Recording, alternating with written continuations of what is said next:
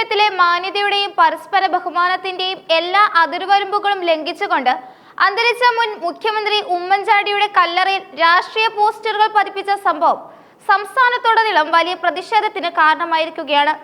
Puthuppally saint George orthodox വലിയ പള്ളിയിലെ ഉമ്മൻചാണ്ടിയുടെ സ്മൃതി മണ്ഡപത്തിന് മുകളിലാണ് ഇടതുപക്ഷ ജനാധിപത്യ മുന്നണിയുടെ വികസന മുന്നേറ്റ ജാഥയുടെ പോസ്റ്റർ അനാദരവോടെ സ്ഥാപിച്ച നിലയിൽ കണ്ടെത്തിയത്. LDF ജാഥയുടെ ക്യാപ്റ്റനും കേരള കോൺഗ്രസ് എം നേതാവുമായ ജോസ് കെ മാണിയുടെ ചിത്രം പതിപ്പിച്ച പോസ്റ്ററാണ് ലക്ഷക്കണക്കിന് ആളുകൾ പുണ്യഭൂമിയായി കാണുന്ന കല്ലറയ്ക്ക് മുകളിൽ അനാവശ്യമായ രീതിയിൽ കൊണ്ടുവച്ചത്. ഈ പ്രവൃത്തി ഉമ്മൻചാണ്ടിയെ സ്നേഹിക്കുന്ന സാധാരണക്കാരെയും വിശ്വാസികളെയും ഒരുപോലെ പ്രകോപിപ്പിച്ചിരിക്കുകയാണ്. സംഭവത്തെ തുടർന്ന് പുതുപ്പള്ളിയിലും പരിസര പ്രദേശങ്ങളിലും വലിയ രീതിയിലുള്ള വൈകാരിക പ്രതികരണങ്ങളാണ് ഉടലെടുത്തത്. ജീവിച്ചിരുന്നപ്പോൾ തന്നെ വ്യക്തിഹത്യകൾക്കും വേട്ടയാടലുകൾക്കും ഇരയായ ഉമ്മൻചാണ്ടിയെ മരണശേഷവും വെറുതെ വിടാൻ രാഷ്ട്രീയ എതിരാളികൾ തയ്യാറാകുന്നില്ലെന്ന ഗുരുതരമായ ആരോപണമാണ് കോൺഗ്രസ് ഉയർത്തുന്നത്. ഒരു ഭരണാധികാരി എന്ന നിലയിലും ജനനായകൻ എന്ന നിലയിലും കേരളം കണ്ട ഏറ്റവും വലിയ സ്നേഹസമ്പന്നനായ നേതാവിനെ അദ്ദേഹത്തിന്റെ അന്ത്യവിശ്രമ സ്ഥലത്ത് ചെന്ന് അപമാനിക്കുന്നത് അങ്ങേയറ്റം നീചമായ നടപടിയാണെന്ന് കോൺഗ്രസ് നേതൃത്വം കുറ്റപ്പെടുത്തി. ആയിരക്കണക്കിന് ആളുകൾ ദിനംപ്രതി പ്രാർത്ഥനയോടെ എത്തുന്ന പള്ളിയിലെ കല്ലറയ്ക്ക് മുകളിൽ രാഷ്ട്രീയ ജാഥയുടെ പ്രചാരണ സാമഗ്രികൾ സ്ഥാപിച്ചത് ബോധപൂർവമായ പ്രകോപനമാണെന്നതും വ്യക്തമാണ്.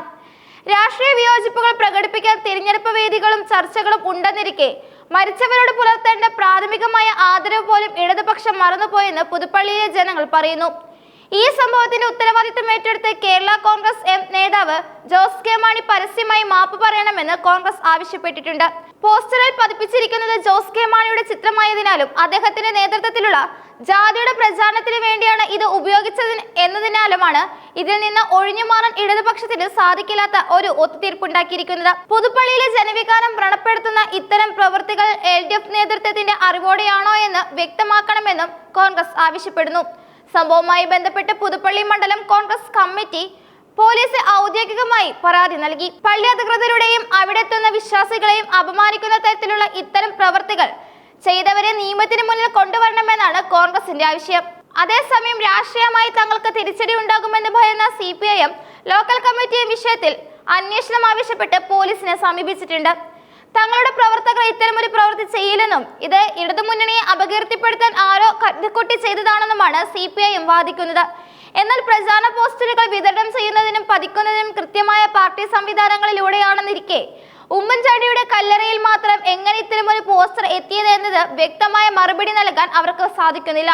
ഇത് കേവലം ഒരു പോസ്റ്റർ പതിപ്പിക്കൽ മാത്രമല്ലെന്നും ഒരു ജനതയുടെ വികാരത്തെ വെല്ലുവിളിക്കുന്നതാണെന്നും പൊതുസമൂഹം വിലയിരുത്തുന്നു. ഉമ്മൻചാണ്ടി എന്ന നേതാവിനോടുള്ള ആദരവ് കാരണം രാഷ്ട്രീയാതീതമായാണ് പുതുപ്പള്ളിയിലെ പള്ളിയിലേക്ക് ആളുകൾ ഒഴുകിയെത്തുന്നത്. അങ്ങനെ ഒരു സ്ഥലത്ത് രാഷ്ട്രീയ പോസ്റ്ററുകൾ നിരത്തുന്നത് സമാധാന അന്തരീക്ഷം തകർക്കാനുള്ള ശ്രമമായി മാത്രമേ കാണാൻ സാധിക്കൂ. സോഷ്യൽ മീഡിയയിലും ഇതിനെതിരെ വലിയ പ്രതിഷേധം ഉയരുന്നുണ്ട്.